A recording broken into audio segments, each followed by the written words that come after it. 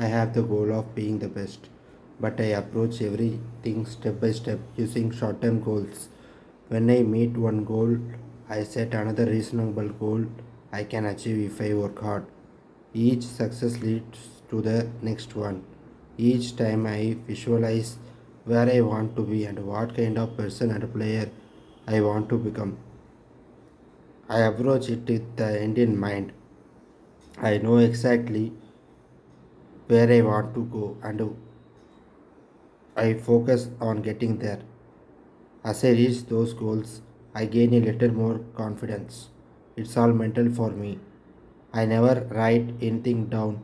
I just concentrate on the next step.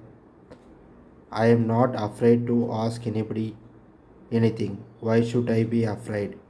My attitude is help me give me direction. I could apply that approach to anything I may do.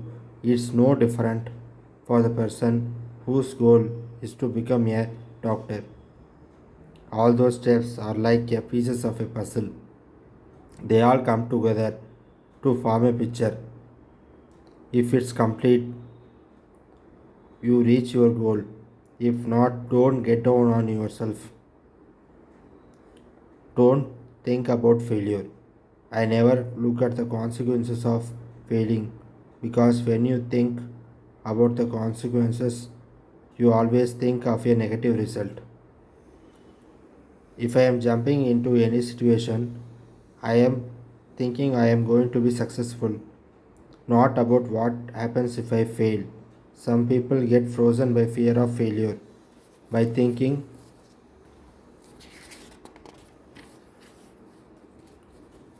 about the possibility of a negative result. They might be afraid of looking bad or being embarrassed. I realized that if I was going to achieve anything in life, I had to be aggressive. I had to get out there and go for it. I don't believe you can achieve anything by being passive. I know fear is an obstacle for some people, but to me it's an illusion. Any fear is an illusion. You think something is standing on your in your way, but nothing is there. Only an opportunity to do your best and gain some success. If it turns out my best is not good enough, then at least I will never be able to look back and say I was too afraid to try. Maybe I just did not have it, maybe I just was not good enough. There is nothing wrong with that and nothing to be afraid of either. Failure always made me try harder the next time. My advice is think positive and find fuel in failure. Sometimes, uh, sometimes failure gets you closer to where you want to be. The greatest inventions in the world had hundreds of failures before answers were found. Fear sometimes comes from a lack of focus or concentration. If you know you are doing the right things, just relax and perform. Forget about the outcome. You can't control anything anyway. When you make a presentation in business, you may do all the things necessary, but then it's out of your hands. Either the clients like the presentations or they don't.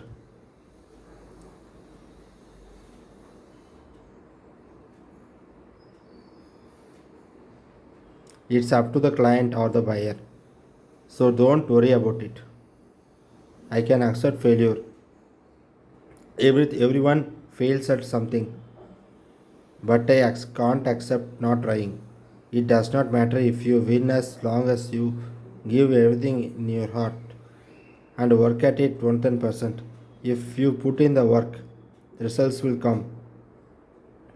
I can't do things half-heartedly because I know if I do things then I can expect half-hearted results. That's why I approach practices the same way I approach games.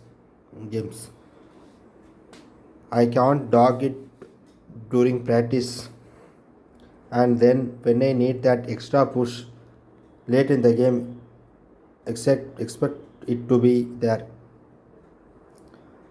But that's how a lot of people approach things, and that's why they fail.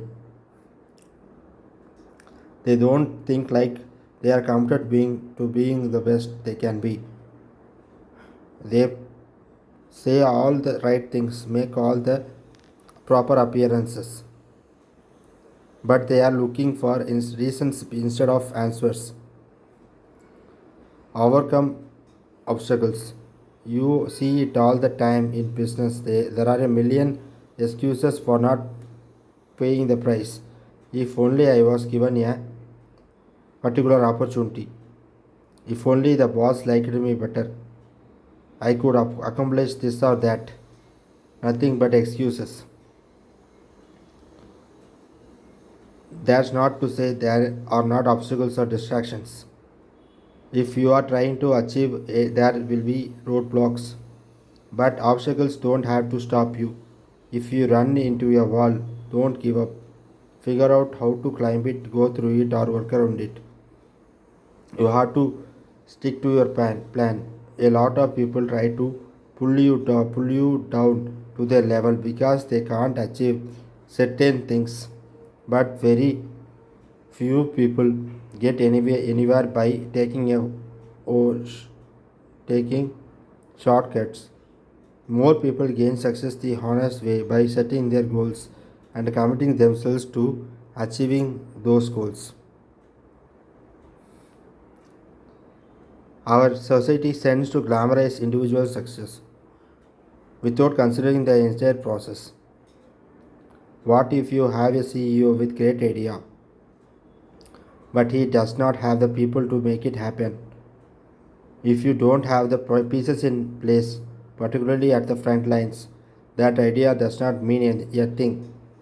You can have the greatest salespeople in the world, but if the people making the product are not good enough, no one will buy it. Managers, like coaches, have to find ways to utilize the individual talents in the best interest of the company. It's a selfless process. In our society, sometimes it's hard to come to grips with feeling a role instead of trying to be a superstar.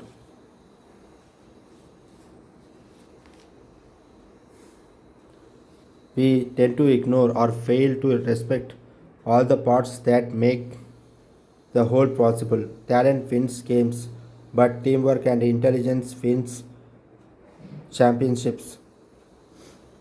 Everything I achieve can be traced back to the way I approach and apply the fundamentals, the basic building blocks or principles that make everything work. I don't care what you are doing.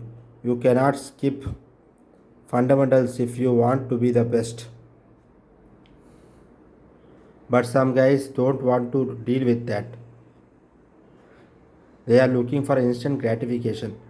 So maybe they skip a few steps. They are so focused on composing a masterpiece that they never master the scales. You can get away with it through the early stages, but it's going to catch up with you eventually.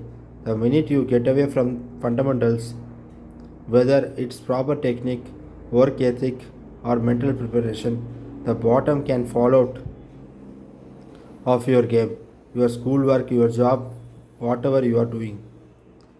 When you understand the building blocks, you see how the entire operation works, and that allows you to operate more intelligently. It sounds easy, it is not. You have to monitor your fundamentals constantly because the only thing that changes will be your attention to them. The fundamentals will never change. There is a right way and a wrong way to do things. Get the fundamentals down, and the level of everything you do will rise. Lead by example. I have always tried to lead by example. I never try to motivate by talking because I don't think words ever mean as as much as action. A picture carries 1,000 words, so I tried to paint a picture of hard work and discipline. Why not? If the person out front does not work hard, why should anyone else? A leader had to earn that title. You are not the leader just because you are the best player on the team, the smallest person in the class, or the most popular. No one can give you that title either. You have to gain the respect of those around you by your actions. You have to be consistent in your approach. Whether it's basketball practice, a sales meeting, or dealing with your family, those around you have to know what to expect. They have to be confident that you will be there and that your performance will be consistent from game to game, particularly when things get tight. Ultimately, coaches or players can say anything they want, but if they don't back it up with performances and hard work, they talking does not mean a thing. A leader can't make any excuses. There has to be quality in everything you do.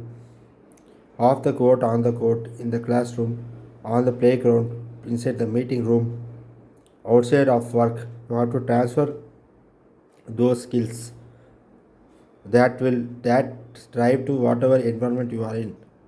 And you have to be willing to sacrifice certain individual goals if necessary for the good of the team. A leader is also a person who has had past successes in certain situations and is not afraid of taking the chance to lead others down that road again.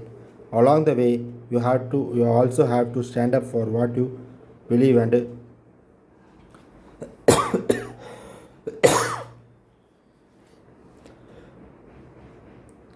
along the way you also have to stand up for what you believe and hold on to your convictions. Every home, every business, and every neighborhood needs someone to lead. Michael Jordan is the author of I Can't Accept Not Trying. Harper San Francisco and plays basketball for the Chicago Bulls. This article is adapted from this book and is used with permission.